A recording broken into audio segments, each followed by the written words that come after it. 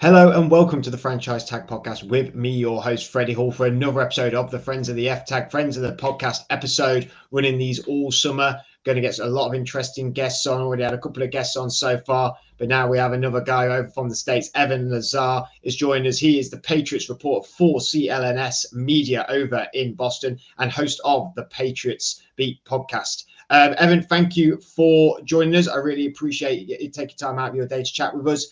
It feels like the start of a very long summer, Evan. I mean, all the actions happened, the draft, the off season, and what a wild time it was. The Patriots, a quiet franchise most of the time, even had a bit of a wild off season. Yeah, it's a long time to wait, right, until we kick back off into that preseason. Yeah, we have spring practices over the next couple of weeks here, but those are, I like to call them glorified flag football. Like, we're not really talking about live football. There's no pads. Most of the drills, they're 75, 80% effort, not that 100% full tilt. Bill Belichick likes to say that this is a teaching period, not an evaluation period for the team. So they go out there, they are teaching the playbook, they're teaching the techniques. And then when training camp starts at the end of July, that's when the competition aspect of the season really starts to ramp up. So it's cool to go out there and see these practices. It gives us some content, some things to talk about, which is good. But then once you get past minicamp, which is the first week of June, that's the real dead period of the NFL offseason, from really the second week of June through the end of July. Once training camp gets underway, that's when everybody kind of puts their feet back and relaxes a little bit, the calm before the storm, if you will. So we're headed for the dead period of the offseason, and that's definitely a true statement there.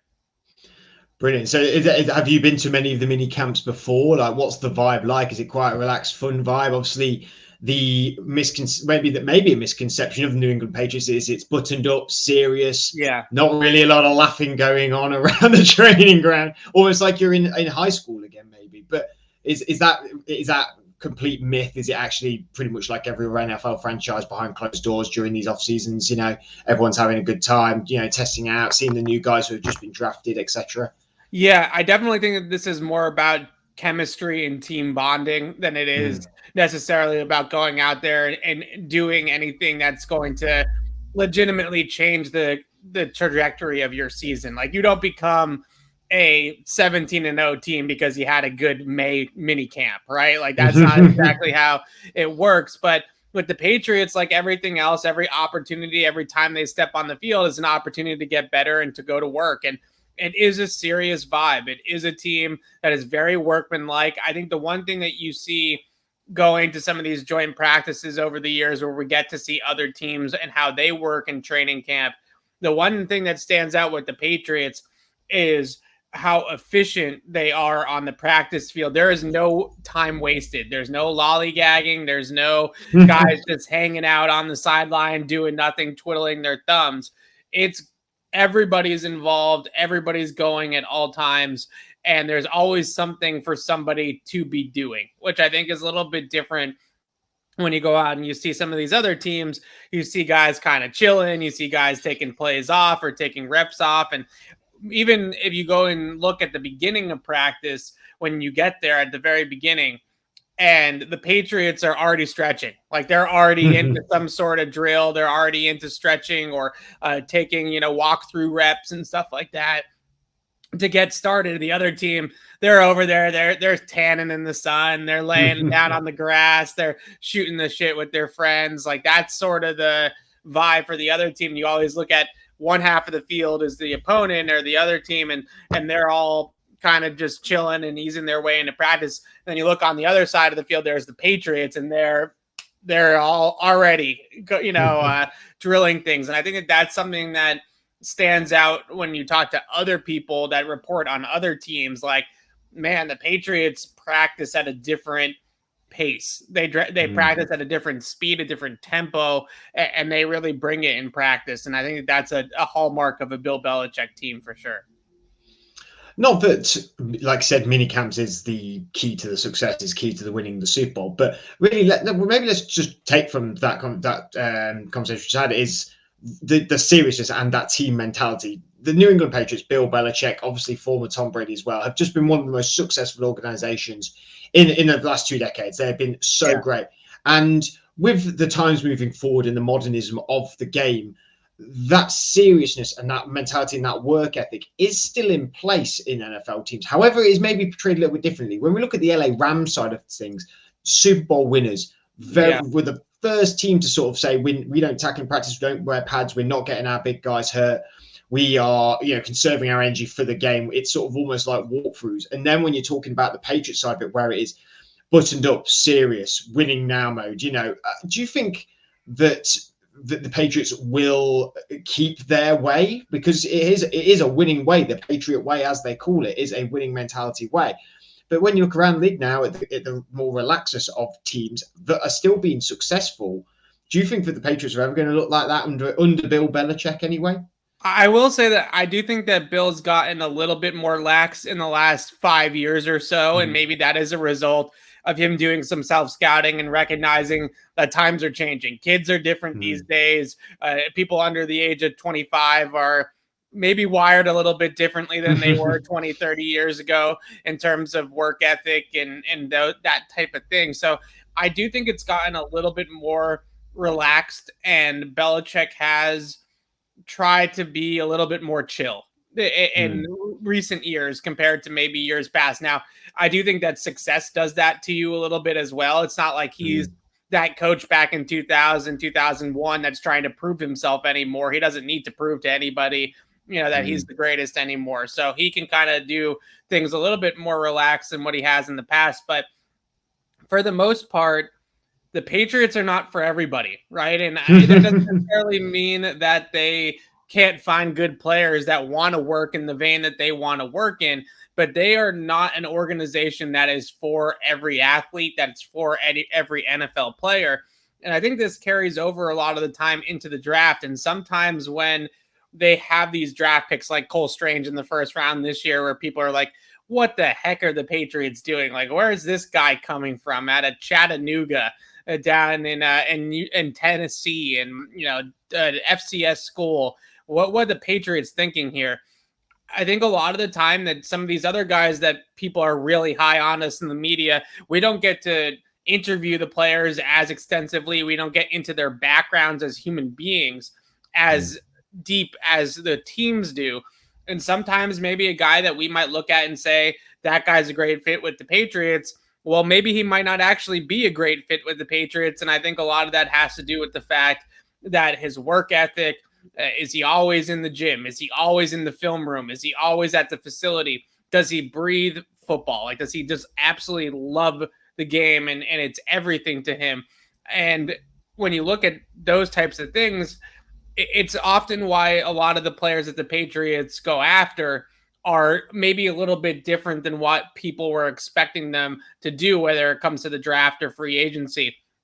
I think Mac is a great example of that too, where he's just a last one, first one in, last one out kind of guy. He's pulls these 12, 13-hour days, and he's somebody that really works at his craft and really takes it seriously.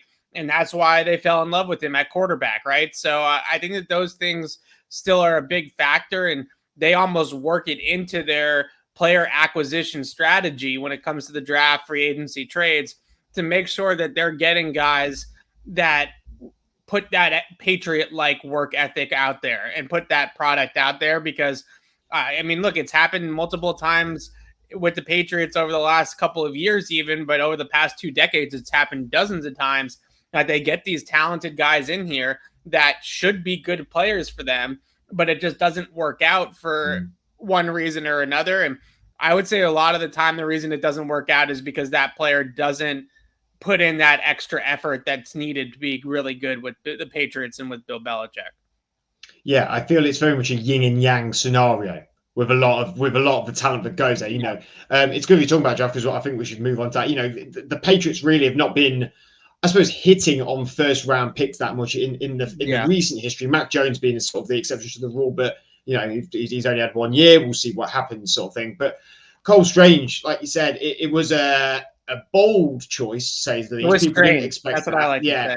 I mean, yeah, it was strange. Yeah, of course. I mean, Tennessee Chattanooga is just the most satisfying thing to ever say, really. But yeah, I mean, I thought it was funny because obviously the viral video went where Sean McVay and GM for the Rams were at the press conference, and then Cole Strange got picked, and they sort of laughed and were like, "Wow, from Chattanooga, all that." We were looking at him in the third and stuff like that. And a lot of people took that and went like, they're laughing at the Patriots. You know, they've reached for a player. I actually didn't take that from it at all. I took for, they've just picked a stud here. But no, we were going to get him in the third because I thought no one knew about him, and then someone's just gone and reached for him in the first, and he's been taken out of our hands in a way. I didn't see it as a negative on Sean and that coaching staff. I saw it as this is the league going like the Patriots just know. They just know about these guys deep into the draft, and if they will quote unquote reach because they know, but they've not been successful with these first round picks so much, and they are getting players that maybe they would have taken later. But well, if we're not hitting on who we've had confidence with, we might as well look at the players we actually know are going to be good.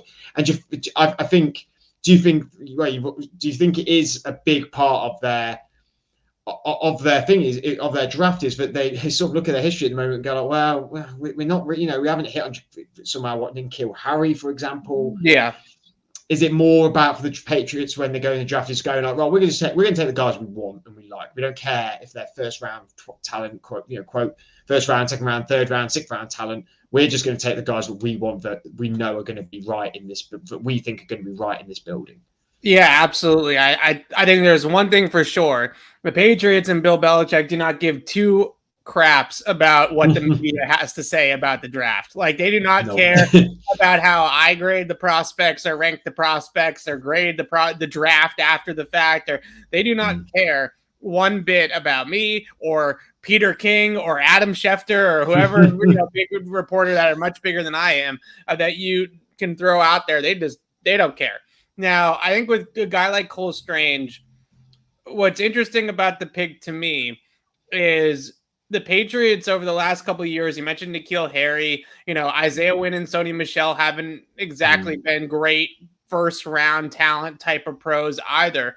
But for the most part, when they go name brand Alabama, Georgia, SEC, big time program players, they've come away with pretty good players. And I think that's what we all took away from last year's draft with Mack and Christian Barmore and Ramondre Stevenson from Oklahoma, Sooner, big program.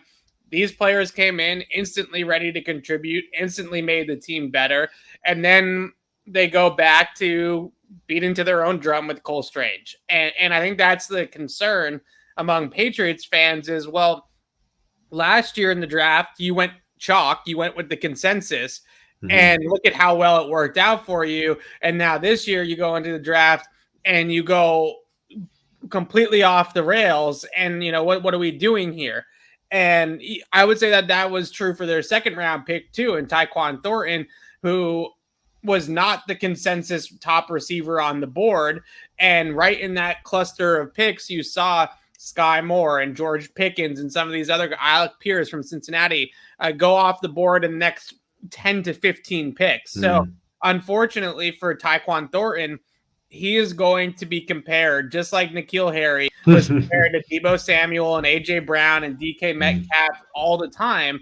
His career is going to now be compared to those guys. And if those guys end up having better NFL careers than Tyquan Thornton, then the Patriots are going to hear it just like they heard it with N'Keal Harry. So you can also throw Sony Michel. They drafted Sony Michel. The Browns drafted Nick Chubb like 5 picks later or something like that. And obviously it was the right pick.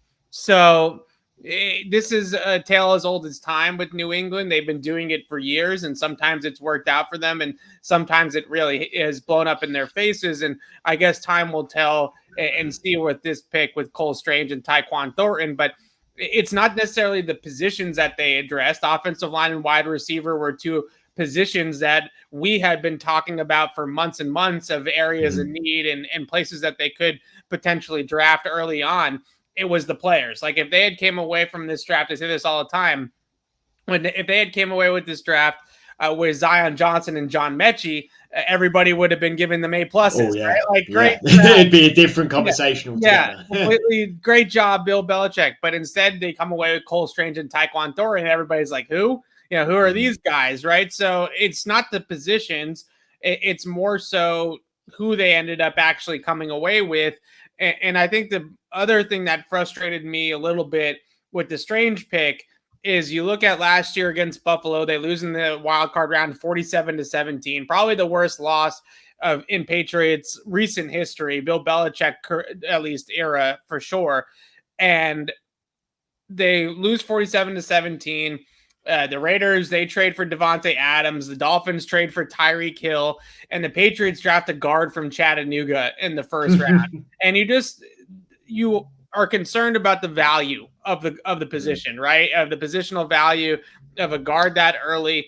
And as everybody in the AFC, and now you got Russell Wilson in Denver, and you got all these guys coming and creating these super teams all across the AFC, and then in your own division, you have Buffalo that you're looking up against, has maybe arguably the best roster in all of football. Does the guard from Chattanooga move the needle? Does that shrink the gap for you against Buffalo? Does that make you a significantly better football team than you were a year ago? And as Cole Strange, I said, he could be a Pro Bowler. He could be an All-Pro. He could be the next Quentin Nelson for, all I know. I just don't know if that's going to be enough for them to actually compete in a really loaded conference now. I mean, I didn't even mention Cincinnati, the Chargers. Like, this is a really loaded AFC all of a sudden. And the Patriots are drafting guards from Chattanooga in the first round. It feels a little bit like they're playing chess. We always say the Patriots are playing chess and everybody else is playing checkers.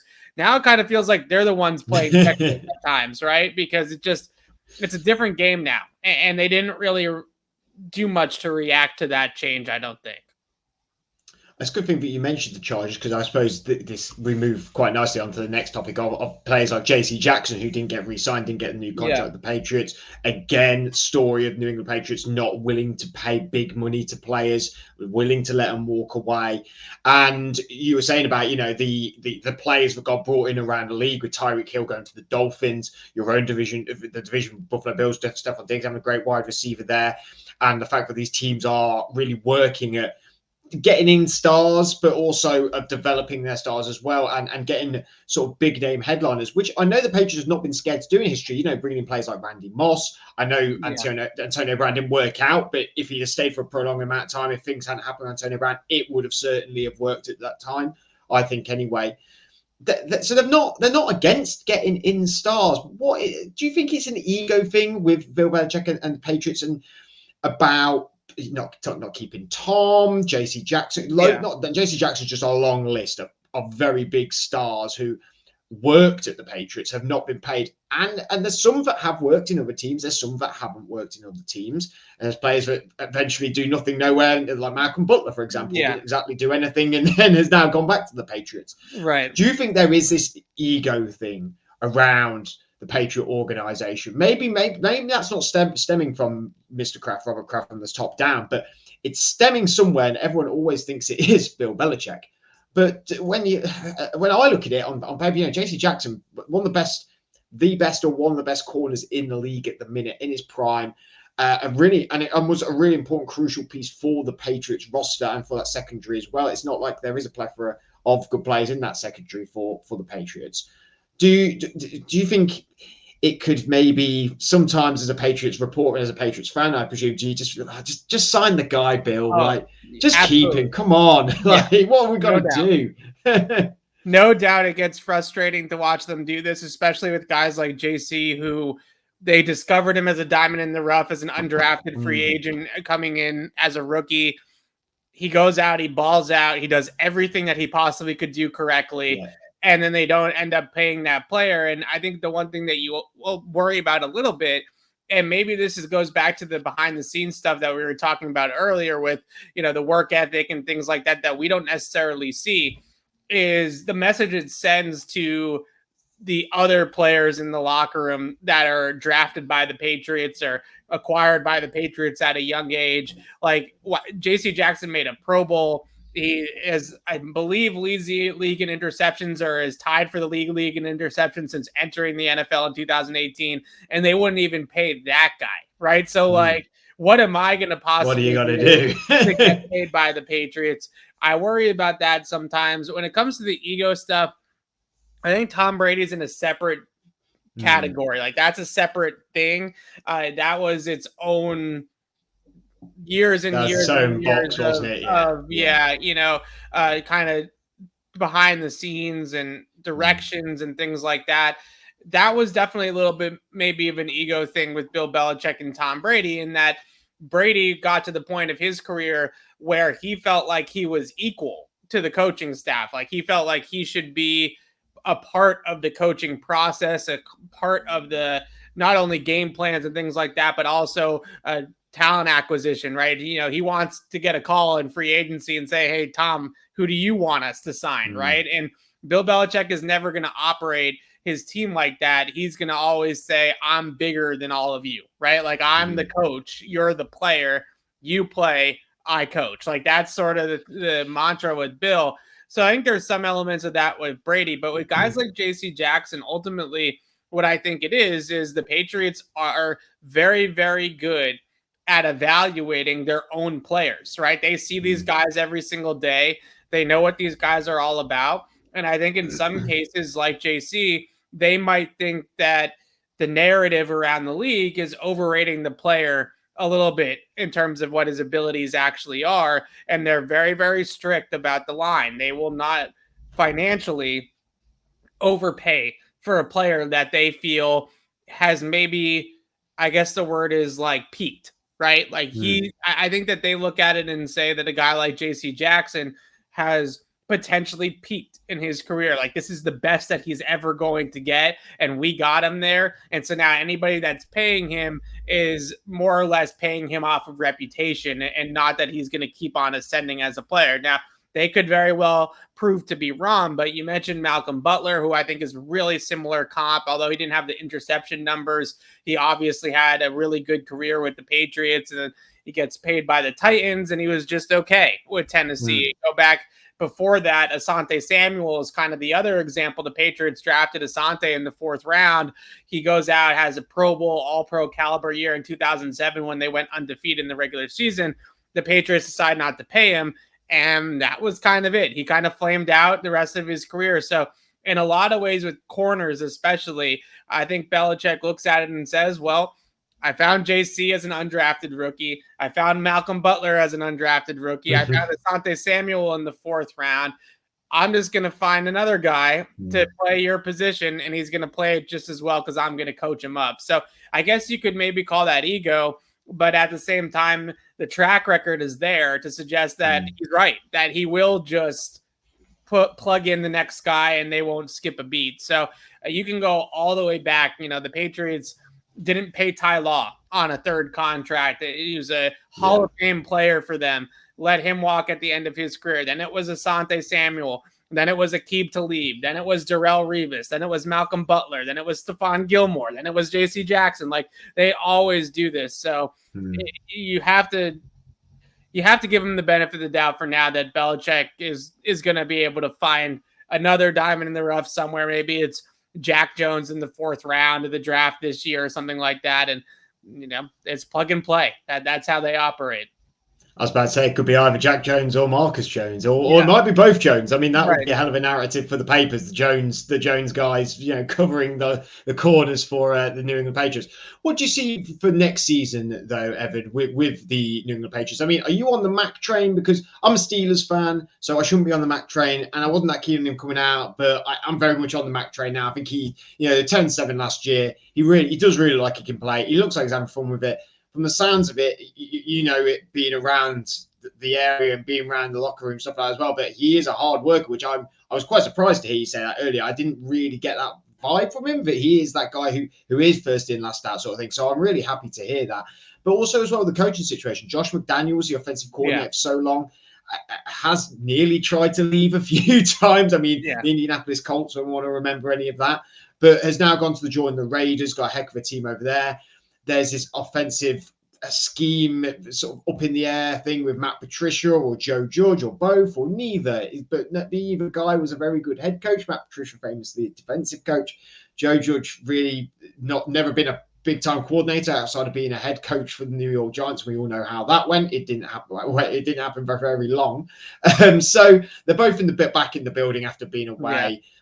What's like that going forward? I want to. We'll go from maybe the negative of the coaching bit first, and then we'll talk about Mac Jones. I want to leave on a positive feeling about Mac Jones. So let's talk about the coaching. So the coaching is a little bit worrisome for multiple reasons. Obviously, I think the number one reason that I'm not concerned about Mac Jones' development. I think it's a little bit overblown that like Joe Judge and Matt Patricia are going to come in and ruin Mac Jones. Like I don't believe that either. I don't think that's going to happen. I don't think Belichick himself is going to allow that to happen. And I also don't think that gives Mac a lot of credit for how mentally tough and locked in he really seems to be. So I don't think they're going to come in and all of a sudden Mac Jones is going to turn into Baker Mayfield and he's going to be an absolute mess. Like I don't think that's how this is going to look. But I think that the two concerns that you have is one, what I would call like offensive innovation, right? Like their scheme last year and even over the last 4 or 5 years with McDaniels has gotten a little bit stale. Like it's gone a little bit dry. It's a little bit archaic at times in the way that they design their offense. They are a team that historically has used the fullback a whole lot and are kind of power I formation under center. Let's, bowling balls, let's run it over everybody and that sort of strategy. And I think what we've seen in the NFL and college football is that this is a new game. This is 7-on-7 football, right? This is air it out, spread the field. And there's a lot more new age things going on that are trickling up from college, RPOs and some of these other systems that are running a lot more passing down the field and different things to get these playmakers that are just oozing into the NFL from every single direction, the football in their hands. And you look at the Patriots and their offense could use it could use some livening up. Like they need to freshen up the offense. They need to modernize the scheme. And I don't think Matt Patricia and Joe Judge are the two guys that I would trust for something that massive of an overhaul. This is not a little thing that they're doing. This is a pretty significant overhaul that they might undergo. And I don't know how much I'm trusting those two guys to be the brain trust of that overhaul. So that tells me that they're probably going to look the same as what they've looked over the last couple of years, which is kind of a bummer because it's just not as explosive or as dangerous as some of the other schemes that you see. I would go back to that Buffalo playoff game and, the comparisons that we've used on my show are like the Patriots were driving like a horse and buggy and the Bills, they were kind of driving like a 2022 Ferrari, right? Like they have, it's not just about the players. It's also just about the way they play, right? They play so fast and so open and the whole scheme is just completely different. And then the Patriots come out on their opening drive and they're under center and they're trying to establish the run. And it's like, you're not going to keep up with Josh Allen and Patrick Mahomes and these guys establishing the run. Like, it's not a way that you're going to win in football in 2022. So offensive innovation worries me. The other thing that would worry me, maybe more so, it is related to play calling, but I'm not too concerned about, okay, who's actually going to call the plays and hold the play sheet and relay the plays to Mac Jones. But in-game adjustments, I think, was such a good part of Josh McDaniels. And the Patriots over the years have always had the answers every single time a team comes out. And the game I always point to is like 28-3, like against the Falcons. Yeah. I don't know if 28-3 happens without Josh McDaniels. Like, I don't know if they make that comeback without somebody that can go in to halftime and look at what's going wrong and then be able to make the adjustments on the fly. And that's something I think they're going to really miss McDaniels with. It's like, okay, so the opening script didn't go as planned. You're down 14-0 to Buffalo. Now what do we do? Right. And I don't know if they're really necessarily have the guys in place to make those adjustments and get the team back to where it needs to be. So I think it's a lot of big picture stuff more so than the minutia of the actual play caller and all that kind of thing. And I wouldn't connect it to Mac Jones. It's more about scheme and being able to adjust in that chess match that you see on the sidelines every single Sunday of coach versus coach. how are they going to be able to decipher that and go about that? It's for years we have mocked the Bills and we have beat up on the Bills. And it was always two things. One, they had Brady and the quarterback was so much better than whoever Buffalo was throwing out there that they had no chance. And the second thing is that they had Bill, and the Bills have gone through a bunch of bad head coaches in that stretch as well. And it was like, oh, well, Bill Belichick is not going to, lose to this jamoke on the other sideline, right? Like, they have such an advantage there. Now I look at it and say, well, Sean McDermott and Leslie Frazier are two great defensive masterminds for Buffalo. And the Patriots have Joe Judge calling their plays against one of the best defensive coaches in football on the other sideline. That is certainly worrisome, is whether or not they're going to be able to win those chess matches. Now, I always loved their chances in those types of games with McDaniels. Like, I always felt like he could go toe-to-toe with the best defensive minds in football. Now they lose that advantage, and I think that's gonna hurt them. Certainly, when you look around the division, I mean, Dolphins, they've got new coaching staff and they've got a decent roster. I think the Jets roster is underrated as well. I mean, Robert Saleh, we still don't know what will happen with him going forward. The Jets, a very good defensive mind, San Francisco. He's slowly just building that defense. You have to admit, roster-wise, the defense in San Francisco compared to New York was so much better. He's had to work with not much in New York, but he's building that roster, and the Bills roster now, top to bottom, could be the best roster in football, close to the Chargers and several other teams out there. But it makes for a really interesting AFC East. And this is what we need. It's great when we have these divisions where you do have a dominant force in them for years, but it's nice to have that mix up. It's nice to, it's the same with the FC North, where it just felt like the Steelers were sort of running it for a long time. Now it felt like the Browns, the Ravens, the Bengals, Steelers, all of them could go for it. Everyone thought the Bengals would come bottom last year. They win it very easily last year. Yeah. And it's just so nice having that movement now. When you look at the divisions like Chargers, Chiefs, and Denver, I mean, they're just... It's a minefield out there in the AFC for us Patriots. Me as a Steelers fan, for you guys as Patriots fans, it used to be so easy for us to get through to the playoffs. Yeah. What's happened? Everyone's caught up with us, and we're sort of going backwards. But I'm sure it'll be okay. Brighter years to come, I'm sure. Evan, I really appreciate you coming on, my man. Where can we find your podcast, by the way? Yes, you can find Patriots Beat wherever you get your podcasts, Apple Podcasts, Spotify, whatever. And you can also find it on our YouTube channel, Patriots Press Pass on YouTube, Patriots Press Pass. Please subscribe. We're trying to get the subscribers up, and we do all things Patriots. My podcast, we have 2 other podcasts on the channel as well. We have daily Patriots content. I go down there to Gillette on practice days and report down there on the channel as well. So it's a really good place to get all your Patriots news and more podcasts and things like that. So Patriots Press Pass is the place to go. Smash it. And even if you're not a Patriots fan, maybe for all you fantasy football players out there, there may be some insight as well. You never know. If you've got Damian Harris or Mac Jones, there could be some real insight there. Evan, thank you again for joining us. Thank you for listening or watching. Please subscribe to our YouTube channel, like it, follow us on Instagram, all the social media, get us on Spotify, everything and anywhere. The franchise tag will be there. Until then, enjoy and have a good rest of your week, and we'll speak to you all and see you all very soon. Goodbye.